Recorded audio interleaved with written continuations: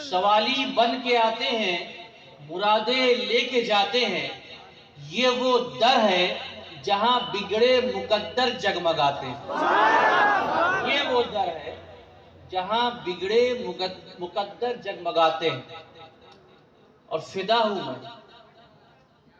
ہوں میں اشرف الاولیاء پر، فدا ہوں میں تاج الاولیاء پر، گر ہی نہیں سکتا، ہے نا؟ فدا ہوں میں تاج الاولیاء پر، گر ہی نہیں سکتا، وہ بڑھ کر تھام لیتے ہیں قدم جب ڈگمگاتے ہیں، بڑھ کر تھام لیتے ہیں قدم جب ڈگمگاتے ہیں۔ اور اے عزت کے طلبگاروں، اے عزت کے طلبگاروں، یہ دربار اشرف ہے۔ اے عزت کے طلبگاروں، یہ دربار اشرف ہے، یہاں شہنشاہ زماں بھی جھاڑو لگاتے ہیں، یہاں شہنشاہ زماں بھی جھاڑو لگاتے ہیں۔ اور یہ ایک شعر ہے، یہ شعر میں اکثر اپنی بات کو شروع کرنے سے پہلے کہتا ہوں، اور اس شعر کے اوپر جیسے آپ کا ری ایکشن ہوگا ویسے ہی میں اپنی باتوں کو آگے بڑھاؤں گا۔ اور جو بھی عاشق ہوگا وہ یہ شعر سننے کے بعد چپ نہیں رہے گا، ہے نا؟ کہ پہلے میں مشکلوں میں تھا، پہلے میں مشکلوں میں تھا، اب مشکلوں میں، پہلے میں مشکلوں میں تھا، اب مشکلوں میں ہے، کیسے بدلا یہ منظر یا علی کہنے کے بعد۔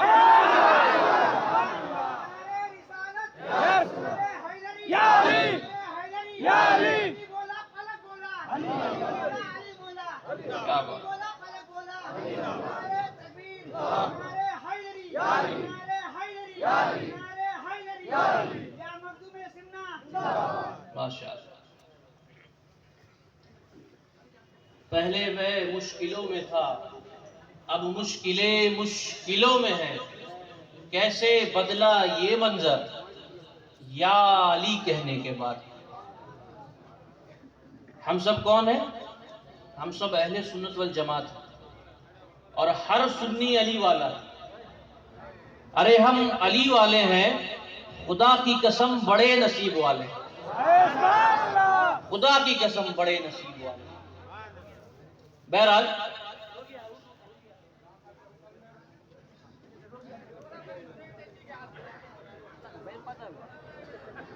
درود پڑھ لے، اللہم صلی علی سیدنا مولانا محمد وآلہ وسلم، صلاۃ و سلام علیک یا حبیبی یا رسول اللہ صلی اللہ تعالی علیہ وسلم۔ اس آیت کریمہ کو پڑھنے کا میں نے شرف حاصل کیا ہے۔ اللہ تبارک و تعالیٰ قرآن مقدس میں ارشاد فرماتا ہے،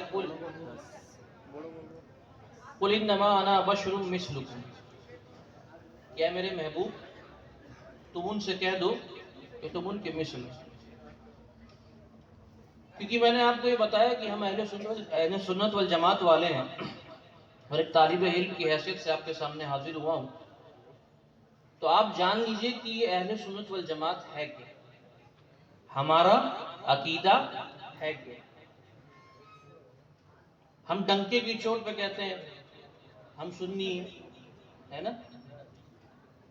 اب آج کل تو بمبئی میں ایک نیا وہ بھی نکلا تھا، خوخار سنی کر کے، ایک پہلے تھا ٹناٹن سنی، اب آ گئے خوخار سنی۔ بہرحال یہ ہمارا عقیدہ کیا، ہم سے اگر کوئی ہمارا عقیدہ پوچھے تو ہم خاموش ہو جاتے ہیں، ہمیں پتہ نہیں ہے کہ ہم اپنے عقیدے کے بارے میں بیان کیا کرتے ہیں، ہے نا؟ ایک عقیدہ میں آپ کو سکھانا چاہتا ہوں، وہ کیا ہے کہ جیسے میرے سرکار ہیں ویسا کوئی نہیں، ہے نا؟ جیسے میرے سرکار ہیں ویسا کوئی نہیں۔ ایک بار سب ہاتھ اٹھا کے پورا مجمع کہے کہ جیسے میرے سرکار ہیں ویسا کوئی نہیں. بے شک جب آپ یہ کہنا شروع کریں گے نا عوام میں کہ جیسے میرے سرکار ہیں ویسا کوئی نہیں ہے اس دنیا میں, اس پورے کائنات میں کوئی نہیں ہے جیسے میرے سرکار ہیں ویسا کوئی نہیں, تو کچھ بدبخت ایسے نکلیں گے مکھیوں کی طرح بنبناتے ہوئے آئیں گے آپ کے پاس, اب پوچھیں گے کہ یہ عقیدہ آپ نے کہاں سے لایا؟ تو الحمدللہ اہل سنت والجماعت کا ہر عقیدہ قرآن و حدیث سے ثابت ہے. الحمدللہ ہم کہیں گے کہ جیسے میرے سرکار ہیں ویسا کوئی نہیں. وہ کہیں گے کہ میاں یہ عقیدہ کہاں سے لائے؟ وہ کہیں گے کہ ہمارا بھی عقیدہ ہے, پر ہمارا عقیدہ یہ نہیں ہے کہ جیسے میرے سرکار ہیں ویسا کوئی نہیں, کیونکہ ان کے نزدیک سرکار بھی ویسے ہیں جیسے وہ خود ہیں. معاذ اللہ.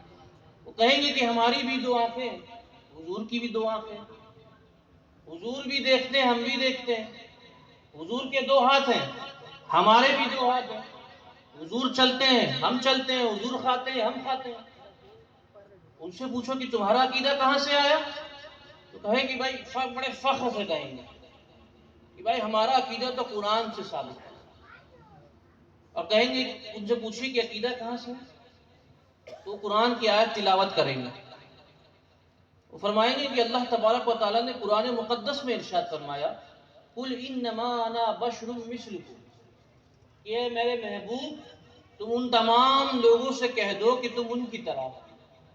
اب جب یہ قرآن کی آیت کوئی پڑھے ایک عام انسان, تو اس کے ذہن میں تو یہ خلیج پیدا ہوتی کہ ہاں بھائی اس سامنے والا جو شخص ہے وہ کہہ رہا ہے کہ حضور ہماری طرح ہے, قرآن کی آیت بھی پیش کر دیا کہ حضور ہماری طرح ہے. قُلْ إِنَّمَا أَنَا بَشْرٌ مِثْلُكُمْ, کہ میرے محبوب تم ان سے کہہ دو کہ تم ان کی طرح. تو اہل سنت والجماعت کا عقیدہ کیسے ثابت ہو؟ ہم جو یہ ڈنکے کی چوٹ پہ کہہ رہے ہیں کہ جیسے میرے سرکار ویسا کوئی نہیں, تو یہ عقیدہ کیسے ثابت ہوگا؟ تو الحمدللہ جس آیت سے یہ اپنا عقیدے کی دلیل پیش کرتے ہیں اسی آیت سے ہم ان کی عقیدے کو رد بھی کرتے ہیں.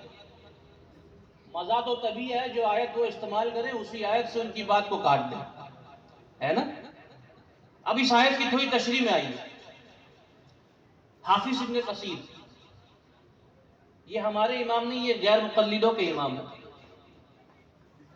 وہ اس آیت کی تشریح میں لکھتے ہیں قُلْ یا ایھا الرسول, قل سے مراد اے میرے محبوب, لِہَؤُلَاءِ الْمُشْرِكِينَ اِنَّمَا أَنَا بَشَرٌ مِثْلُكُمْ, کہ اے میرے محبوب تم ان تمام مشرکینوں سے کہہ دو کہ تم ان کی طرح. اے میرے محبوب تم ان تمام مشرکینوں سے کہہ دو کہ تم ان کی طرح ہو. اب ذہن میں خیال آتا ہے کہ جب نبی پاک نے مشرکینوں کو دیکھا تو کہا کہ میں تمہاری طرح ہوں, لیکن جب صحابہ کرام کے چہرے کو دیکھتے ہیں تو بخاری شریف میں موجود ہے ایکم مثلی, کون ہے تم میں جو میری طرح ہے. مشرکینوں کو دیکھتے ہیں تو کہتے ہیں کہ میں تمہاری طرح ہوں, صحابہ کو دیکھتے ہیں تو مسلم شریف میں موجود ہے انی لست مثلکم, کہ تم میری طرح نہیں ہو. مشرکینوں کو دیکھا تو کہا کہ میں تمہاری طرح ہوں, صحابہ کو دیکھتے ہیں تو کہتے ہیں کہ نہ تم میری طرح ہو نہ میں تمہاری طرح ہوں. وجہ کیا ہے کہ جب مشرکینوں کو دیکھتے ہیں تو کہتے ہیں کہ میں تمہاری طرح ہوں, صحابہ کو دیکھتے ہیں تو کہتے ہیں کہ نہ تم میری طرح ہو نہ میں تمہاری طرح ہوں. تحقیق کرو تو پتا چلے گا کہ ایک زمانے میں ابو جہل نام کا بدبخت بھی تھا جو نبی کے چہرے انور کو دیکھ کے کہتا تھا کہ ارے تم تو میری طرح ہو, تم تو میری طرح ہو.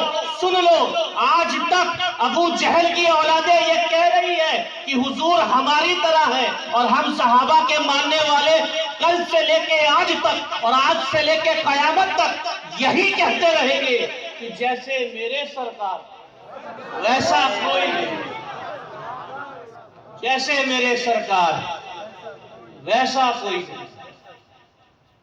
ابو جہل نے بھی تو حضور کو دیکھ کے کہا تھا نا تو آج تک ابو جہل کی اولادیں یہ کہہ رہی ہیں کہ حضور ہماری طرح ہے، اور ہم صحابہ کے ماننے والے کل سے لے کے قیامت تک یہی کہتے رہیں گے کہ جیسے میرے سرکار ویسا کوئی نہیں۔ بات سمجھ میں آئی؟ اس کی تھوڑی اور تشریح کر دیتے ہیں۔ جب قرآن پاک، جب اللہ تبارک و تعالیٰ کا قرآن، اللہ تبارک و تعالیٰ کا کلام جب نازل ہوا، تو یہ جو مشرکین لوگ تھے انہوں نے انکار کیا۔ انہوں نے کہا کہ ہم نہیں مانتے کہ یہ کسی اللہ کا کلام ہے، یہ کسی عام انسان کا کلام ہے۔ انہوں نے انکار کیا کہ ہم نہیں مانتے کہ یہ خدا کا کلام ہے۔ تو کیا کیا گیا؟ سورہ کوثر کو کعبہ شریف کی دیوار پہ لکھ دیا گیا،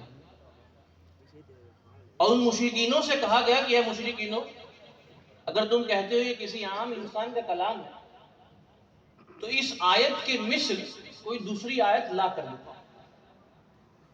چیلنج کر دیا گیا کہ اس آیت کے مثل کوئی دوسری آیت لا کر دکھاؤ۔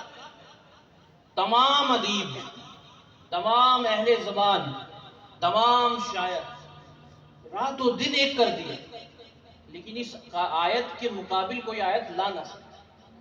جب وہ تھک کے ہار گئے، تھک کے چور ہو گئے، تب آخر کار انہوں نے مان لیا کہ ہاں یہ اللہ کا کلام ہے۔ اسی طرح یہ بات میں بتا رہا ہوں تاکہ تمہید میں یہ بات بھی سمجھ میں آئے کہ جب نبی پاک صلی اللہ علیہ وسلم نے یہ اعلان کیا نا کہ میں اللہ کا نبی ہوں، میں اللہ کا نبی ہوں، میں اللہ کا نبی ہوں، تو مشرکینوں نے اس وقت بھی انکار کیا تھا کہ نہیں ہم نہیں مانتے کہ تم اللہ کے نبی ہو، تم تو ہماری طرح ہو، تم چلتے ہو ہم چلتے ہیں، تم کھاتے ہو تم پیتے ہو ہم بھی پیتے ہیں، تم سوتے ہو ہم سوتے ہیں، تمہارے دو ہاتھ ہمارے دو ہاتھ، تمہاری دو آنکھیں ہماری دو آنکھیں، تمہارے دو پیر ہمارے دو پیر، تمہارے کان ہمارے کان، ہم نہیں مانتے کہ تم اللہ کے نبی ہو۔ تب اللہ نے ارشاد فرمایا قل یا ایھا النبی لہؤلاء المشرکین انما انا بشر مثلکم، کہ میرے محبوب تم ان تمام مشرکینوں سے کہہ دو کہ تم ان کی طرح ہو، لیکن یوحا الیہ، تم پر لیکن اللہ کی وحی نازل ہوتی ہے، تم پر اللہ کی آیتیں نازل ہوتی ہے۔ کیا ان پر اللہ کی آیتیں نازل ہوتی ہے؟ کیا ان کے اوپر اللہ کی آیتیں نازل ہوتی ہے کیا؟ ارے میرے حضور اشارہ کریں تو چاند کے دو ٹکڑے ہو جاتے ہیں، تم کہتے ہو حضور تمہاری طرح ہے تو چاند کے دو ٹکڑے کر کے دکھا دو۔ میرے حضور اشارہ کریں تو ڈوبا ہوا سورج نکل آتا ہے، اشارہ کر کے ڈوبا ہوا سورج کو پھر سے نکال کے دکھا دو۔ میرے حضور انگلیوں کا اشارہ کریں تو ہاتھوں میں سے پانی کے پھوارے نکل جاتے ہیں، ہاتھ کی انگلیاں ہلا کے پانی کے پھوارے نکال کے دکھا دو۔